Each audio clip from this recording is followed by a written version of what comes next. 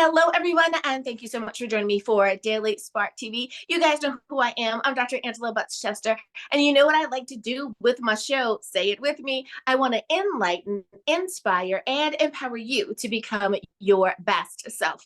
Now, scripture reminds us that the tongue is a small thing that makes grand speeches, but a tiny spark can set a great forest on a fire. And that's what we want to do today. We want to get you fired up about my guest.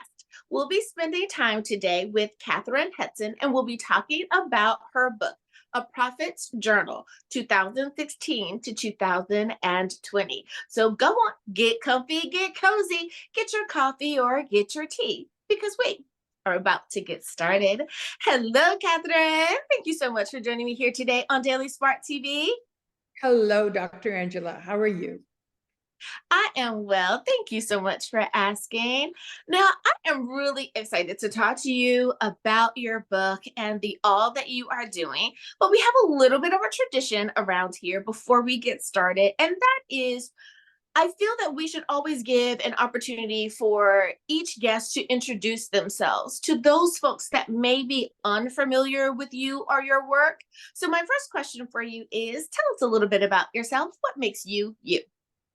All right. So I am 68 years old, a mom of 3 children and 15 grandchildren. I live just east of Toronto, Ontario, Canada, and I'm a professional dog trainer. That is what I do for a living. And the Lord has allowed me over the years, as Peter, the Apostle Peter, used a fishing pole for ministry, and Paul was a tent maker. God's allowed me to use a dog leash and a collar. Oh, I love that. I love that, especially if you happen to be a fur baby parent. That is absolutely a beautiful way of sharing the message. And our animals are such a great medium to start conversation, to help with emotional healing, to really sometimes get you as a person into a space where it may be hard to have conversation or to make friends, but there's nothing like a cutesy little dog that just kind of relaxes everyone and puts everyone in a really great headspace. I love that you are doing that. Now, being an author, is that something that you've always wanted to do, or did you find that this was a way for you to share your message, share your space with the world? So here's where it really gets interesting. I am dyslexic. I haven't even finished high school. Writing was definitely not something that I was good at or even enjoyed. I do everything in point form. But one day, and this is how the book came to be, I was at church and I had been worshiping, and I tend to worship pretty extravagant, but at this particular church, they weren't into that. So I tended to be somewhat controlled. And I had been there, a Sunday school teacher and the whole bit, for like 6 years. And the pastor came to me one day and he said, some of the people find your worship distracting. And my heart broke. I was so sad. It was like, I'm not doing this to be seen. I'm doing this because I love the Lord, right? I'm just hanging out with him. So that particular day, as the service started and the worship started, I found myself leaving the service, crossing over the hall into the prayer room, turning off the light, and literally sitting in the dark and crying. And I cried from those ugly tears, right from, the top of my head to the very tips of my toes. And I just kept saying, God, how can I show them what's in me? If I could somehow infuse what's in me, my passion for you, into them, I don't know how I can do it. But if they only knew, this isn't about me being seen. This is about just loving you, right? And just your presence. I believe that's the day that the book happened. So shortly after that time, 20 years before, the Lord had given me vision. So let me tell you, I don't say that lightly. I call something a picture. If God shows me something for you, Dr. Angela, right now, I'm not going to remember it in a day or a week from now. It's for this moment. It's for you in this moment. But I call something a vision. It's like a video that plays out before me. It's just as fresh and clear. 10 years can go by. When I think about it, it's the same. And I'm wide awake. I'm not asleep. I can have it while I'm talking to you right now, as a matter of fact. Some are really short, and some I lose track of time. But what's different is this: in around 2016, so it had been happening over a period of about 20 years, off and on, and I really didn't tell anybody. It was personal. It was between the Lord and I. And honestly, I thought some people might think I was a bit of a nut. So so I didn't really share. So in 2016, I I noticed something had changed. Some of the visions that I had, remember, they were just as fresh and clear, started to evolve. And what I mean by that is, I use this example that let's say I was walking toward a White House 10 years ago. Every time I thought about it, it was the same White House. But last week, I noticed I was walking up the front porch, and today the front door was blue. So they started to evolve. And I felt like the Lord wanted me to write them down. Well, I'm dyslexic, so I write everything in point form. So on little sticky notes, I would write the date and put saw a blue door. And then I would put the little sticky note by my computer. And when I had time, I would, type it in. So now and I felt like the Lord wanted me to keep like a bit of a journal of what my life was like at the time. But it was just for me. This wasn't for anybody else. This was just for me. So fast forward 4 years. I've moved from this small community. I've moved to another community that's about half an hour away. And it is now, it started in 2016, but this is now January 2020. COVID has just happened. And a friend of mine was sitting at the house in my living room, and she goes, "Oh, I forgot to tell you. I feel like the Lord wants you to work on your journal," because people knew I was keeping it, but I didn't feel like the Lord gave me permission to share it. So I laughed to myself, and I thought the reason she said this is because there's probably a stack of sticky notes sitting next to my computer. So anyway, when she left, I went up to work on the computer and put them on. And I looked at the page count. Dr. Angela, in 4 years, I had 80 pages of point form. 80. And I said to the Lord, I said, "What is this? Why do I need 80 pages of what happened to me?" And he said, "It's a book." So at that moment, I was like, that's the craziest thing ever. Like, COVID has just happened. What am I going to do? And then this is going to sound really nuts, but it's true. I went downstairs, and I tended to be glued to CNN at the time because COVID was just happening, and they seemed to be giving the most information, the most current information. And I heard the Lord speak to me and say that I needed to publish it. I needed a publisher. And he reminded me that every once in a while on CNN was, "Are you a Christian publisher called so-and-so?" Right? And I kind of giggled. I hadn't seen that ad in like forever, it felt like, right? And I was like, I'm not doing that. He would not stop bugging me. It was like he was poking me, right? I was like, fine, I'll do it. I'm all by myself. I pick up my phone, I Google, right? And I find a Christian publisher, and I emailed them. So 2 days later, they contact me. There were two. They contact me. Oh, and by the way, that ad came on within an hour on CNN. I was like, fine. So I contact them too. 2 days later, they contact me. One, I don't think were Christians. I don't think they really knew about the Lord. And the other one didn't understand what prophetic was. So it was like, no, this isn't right. So I go over to the church that I was attending, and I said to the pastor, "Oh, and the other thing that's really important to share is every word in this book. I have never fasted or prayed over anything more in my life than this. There's a lot of people who call themselves believers, Dr. Angela, but they have no problem with exaggerating or stretching or adding to what is accurate. If God gives you a fish and it's 2 inches, it's two. It's not 2 1/4. It's not 1 5/8. It's two. He does not need help. So I went over to the pastor and I said, do you remember things happening this way? Was this person in the room at that time? Because it was really important for me to be as accurate as possible. Because remember, I was keeping a journal. So anyway, I told him, I said, the craziest thing has happened. I think it's a book. And I think the Lord wants me to get it published. And he goes, and so I told him about these other two publishers. And he goes, well, there's a Christian publisher in Belleville. Well, Belleville happened to be 20 minutes away from where I lived. The other two publishers were in the States. And remember, I'm in Ontario, Canada. And I said, pardon? And he said, well, there's a Christian publisher in Belleville. I said, that, okay. So I go back home and I phone them. Remember, this is just at the beginning of COVID.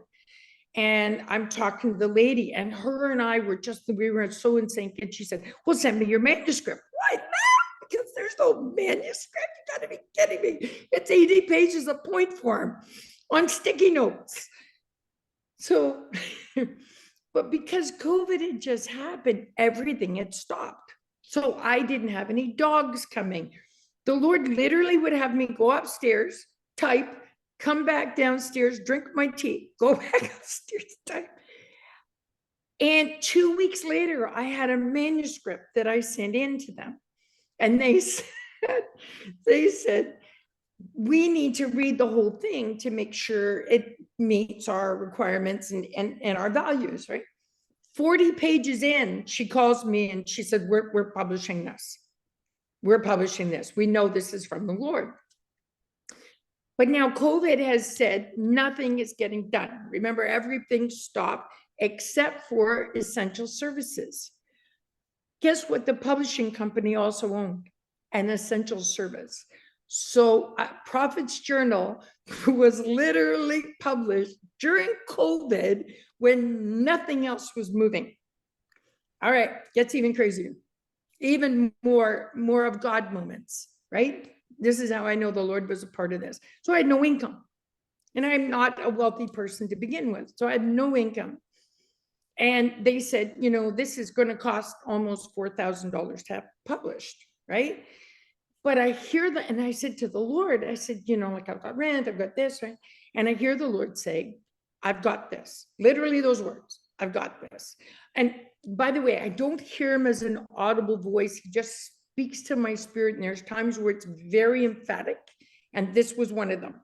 I've got this, right?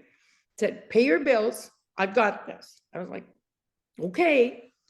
Well, because it was COVID, and what I do with the dogs is they live with me, and I train them over a period of a week, and then I work with the owner. I was able to bring the occasional dog in to be able to be trained. So I made a little bit of money. So I had enough to pay my bills, and I had about $800 that I sent to the publisher, and they said, listen, we believe that the Lord's in this so much, we're going to start publishing it even if it's not even paid for. And I was like, okay. So then our prime minister called all the Canadians home during COVID. He said, everybody come home. So my cousin, who I knew, I hadn't seen my cousin in a very, very long time. We lost connection when we were kids. And I think I'd only seen her maybe twice in, I don't know, 50 years, because I'm 68. Anyway, I kept feeling the Lord wanting me to reach out to her, and I knew that she had come home and she was probably about an hour and a half away, but he would not stop bugging me again. It was one of those poking kind of things. I hadn't talked to him forever. So anyway, I call her up. I don't know what her spiritual walk is. I don't know anything about her. Well, we had this great conversation about how we love the Lord and blah, blah, blah. And you know, what's going on in your life. So I was telling her about the book. Hang up. The next day, my cousin calls me and she said, how much is a book? And I said, $20. And she said, no, how much is the for publishing it. I go, oh, it's a lot of money, right? Like I've only been able to pay like 800. And she said, oh, I'll have it paid by the end of the month. She said, God just told me to pay for it. So the Lord blessed, and the journal was completely paid for, being published, edited, everything during COVID. That happened by the end of May. The book was paid for and it was published in book form by October of 2020. Oh my goodness. Now, I know people that watch the show, and I have to, I'm gonna stop you there just for a few reasons, because Sure. one, I know that my usual viewers are going, wow, Dr. Angela never lets anyone talk this much. But you know what? No, it was a good thing, because while you were speaking, I was being instructed, don't stop her yet.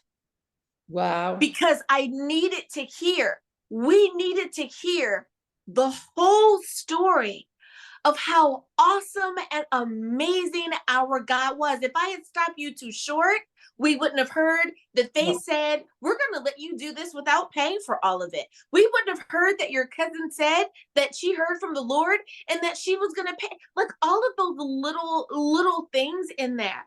But most importantly, you did what you were supposed to do, and God took care of the rest, right? It is so awesome. I am so glad that I asked the question of you, but that you felt like this was a safe place to share your story. Now, I know that there are a lot of people out there that are listening that say, yes, we too hear directly from the Lord. Sometimes it is a knowing, like you just simply have the answer. I call those my God downloads. Sometimes it is an audible voice where you know the difference between like hearing yourself Amen. read Yes. in your head, right?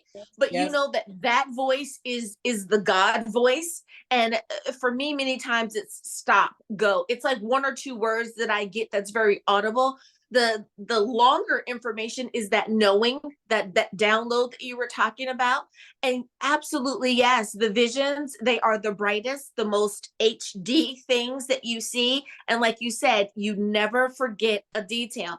I might forget what I had on yesterday, what I saw on television, but I am Exactly. not going to forget those God downloads, those visions that he gives to us, or those dreams that we have that are so inspired by the Lord. So you are so right there. But it is amazing how sometimes people think that those things are no longer happening. And I'm glad that you mentioned it. And I wanted to go ahead and kind of rah too and say, yeah, they happen to you, they happen to me, and they're happening even still to people today. Now, I don't confess to be a prophet or anything. I just know that I talk to the Lord and the Lord talks back.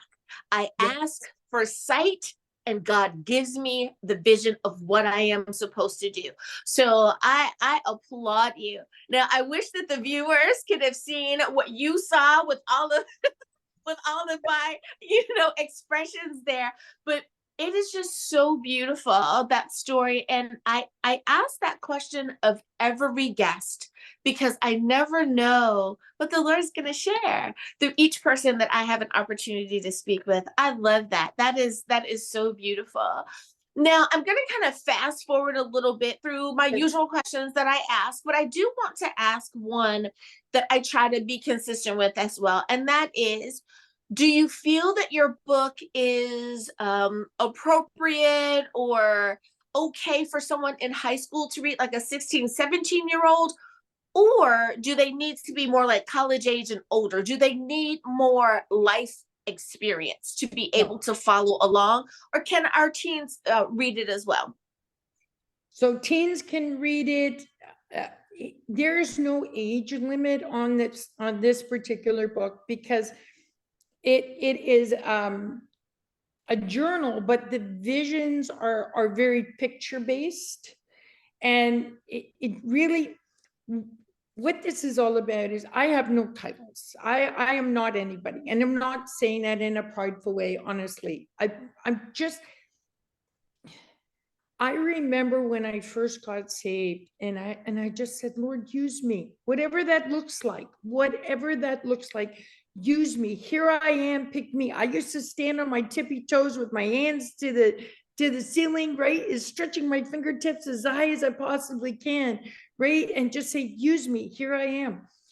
And it didn't matter what that was about. So what I really believe that the book does is help people understand you don't have to be, sorry, Dr. Angela, a doctor. You don't have to have theology degrees. You don't, right? He wants to just, all he's looking for is a willing heart. And if you have a willing heart, that's what this book is about. This book is about sharing that and just sharing those visions that the Lord's given me. And I think that is so incredibly perfect for our teens, because our teens and our young adults are looking for those of us who are authentic in our message. They are just as tired as we are, right? Of people kind of putting stuff out there or doing it because it's the trend or it's what marketing says that we should do. People really want to be able to connect with their fellow human beings one on one, but more importantly, they want to be able to connect with God from like a real point of view, right? They don't want this pie in the sky. They don't want this, old man time kind of like figure that lives way up there in the heavens.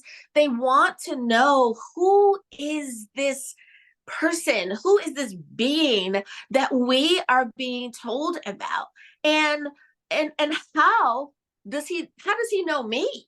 So I think the more that we relate to those things, and the more that we can share those things, the more we're bringing in that next generation. I love it. Well, it is time for us to take a very short break. But when we get back, don't worry, we are going to continue this conversation. I cannot wait to continue having it with you. Now, before we go to break, though, can you remind everyone?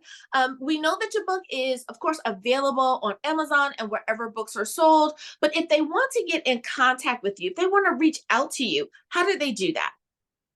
So I have, because I'm a dog trainer, so my email is bark, like a dog barking, BARK Avenue, ADENUE @yahoo.ca. All righty, everyone. Now you know where you can get a copy of the book and how to reach out to Catherine. We'll be back right after this.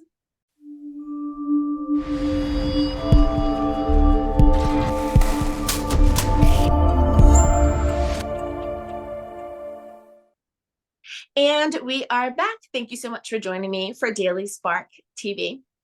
Now, Catherine, I am so enjoying talking to you, if you can't tell. But I love, again, we were talking about being authentic and just expressing ourselves. And I think that our young adults and our teens are really calling us to task on that, right? They're making sure that we are not doing those things that have been done in the past. We're not knocking anyone. That's not what we do here. But I think that we are starting to learn to refine how we present who we are. That, like you said, is not about titles. God isn't about all of that. He gives us the wisdom to move forward, the resources to move forward, and all of those things. But he sees our heart. And I think that that's what our young people really want to see more of, and that is see more of our heart. What were you going to share with us there? Was it something about our teens, or a little bit more about your book? It was about that authenticness. Some people feel like you can't question what God is doing in your life. And that's one of the things in the journal. I question all the time. So I want to share with you a vision. So I was at church I was having the best time. I was just worshiping. I was just totally in love with the Lord. I was sitting at the front. I was sort of felt like I'd been hit by a bit of a Mack truck. And I sort of shimmied back and was leaning up against the pew, but just in this beautiful place of just loving on the Lord. And I closed my eyes and I was suddenly face down in the midst of hundreds of cockroaches. Hundreds. I could smell them. I could hear I could hear the clicking of their shells and their bodies hitting each other. And I opened my eyes and I remember I'm in church. And I opened up my eyes and it was like, what's that? That's really, really gross and it smells really, really bad. How could Satan invade my mind right now? I don't understand. God, is that you? Why would you want me to be like, why? What? Okay, all right. Because that can't be the enemy. This has to be you. But all right. So I closed my eyes again and I trusted the Lord that he wanted to show me something. And I was immediately back face down in the midst of all these cockroaches. And it was just, revolting smell and sound. I can still hear them clicking in my ears. And then all of a sudden I saw these sandals. And I knew it was the Lord. And I saw his hand go through that pile of cockroaches until one sat right on his hand like this. And I saw him lift his hand up to about waist level. And I heard him say, you see a cockroach. I see a beetle. And the Lord really spoke to me about what real love is and what his creation really looks like. And it's us. And how we judge people based on their appearance and based on where they live and their environment and their circumstances. And he doesn't see that. He sees their heart. And as you were talking, when you said, I see a beetle, I was like, oh my goodness. That's what we do to people. It That's is. what we do to various countries, and we rank them and we do all the things. Oh my heavens. Thank you again, Catherine, for being a guest here on Daily Spark TV. Oh, thank you so much, Dr. Angela. I really enjoyed it. Absolutely.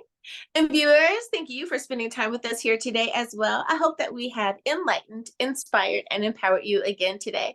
As always, may the Lord continue to shine his face upon you. May you receive his grace and his mercy in all that you do. Until next time, everyone, remember that you are blessed in the Lord. Have a great day, everyone. Bye-bye.